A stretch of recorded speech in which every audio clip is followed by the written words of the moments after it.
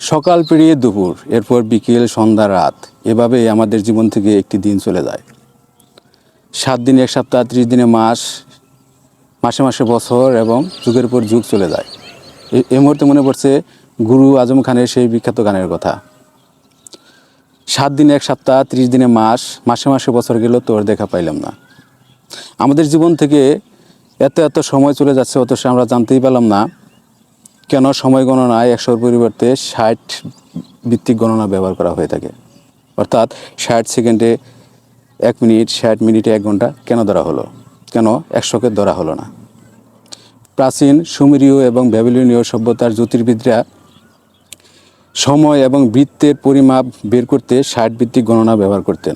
তারা 100-র পরিবর্তে 60 ব্যবহার করতেন, কারণ 60 সংখ্যাটি 1, 2, 3, 4, 5, 6, 10, 12, 15, 20, 30 অর্থাৎ অধিক সংখ্যা দিয়ে বিভাজ্য।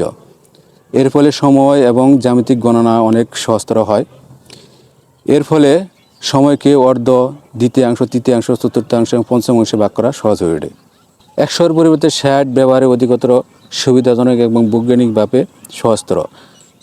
আর এই কারণে সাধারণত সময় গণনায় 100-র পরিবর্তে 60 ভিত্তিক গণনা ব্যবহার করা হয়ে থাকে।